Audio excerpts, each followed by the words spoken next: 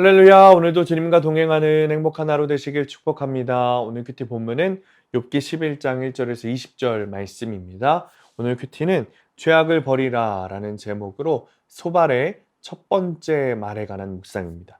말씀 질문입니다.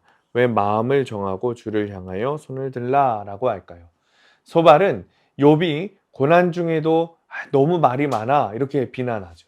특히 그는 자신의 말로 다른 사람을 침묵시키려고 하고 하나님의 뜻을 알지 못한 채 자기 생각만 주장하는 그 욥의 어리석음을 막 질책했어요. 2절입니다.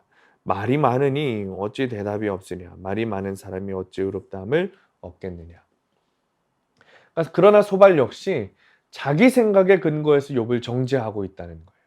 하지만 그의 말처럼 우리가 살면서 심판과 재앙을 당했다 할지라도 하나님의 벌하심은 내가 지은 죄에 비하면 너무 가볍다는 것을 알아야 되는 거죠.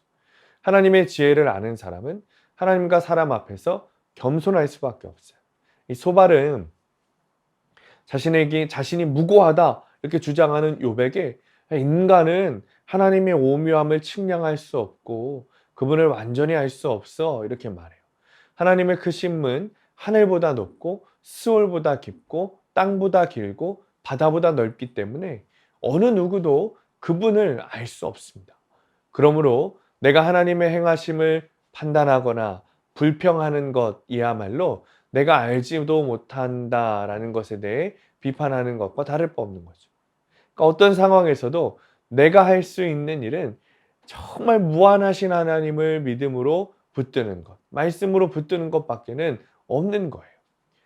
소발은 욥이 마음을 정하고 회개하면 그의 삶이 빛으로 가득하고 평안을 누릴 수 있다 이렇게 말합니다. 13절에 만일 네가 마음을 바로 정하고 주를 향하여 손을 들 때, 그러니까 전능하신 하나님은 우리의 모든 죄를 알고 계세요. 따라서 그 누구도 하나님의 심판을 피할 수 있는 사람은 아무도 없다는 거예요. 하지만 그리스도께서는 나의 죄를 제거해 주시고 심판을 피하는 영원한 복을 주셨죠.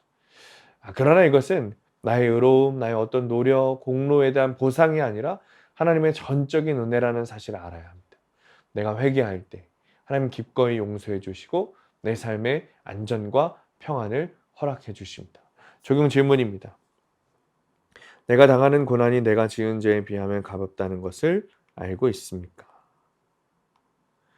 내가 평안을 얻고자 지금 당장 버려야 할 죄악과 불의는 무엇입니까? 오늘의 원포인트, 내 죄를 찾고 회개해야 합니다. 나에게 찾아온 고난이 너무 힘들고 아프다 이렇게 생각하지만 사실은 내가 지은 죄에 비하면 내가 겪는 고난은 작은 것이죠. 마찬가지로 어떤 심판도 내 죄에 비하면 가벼운 거예요. 그러니 우리는 사람들 말에 귀를 기울이는 것이 아니라 하나님을 신뢰해야 돼요. 오늘 하루도 내 손 안에 있는 죄악을 찾아버리는 하루 되시기를 축복합니다. 기도하겠습니다.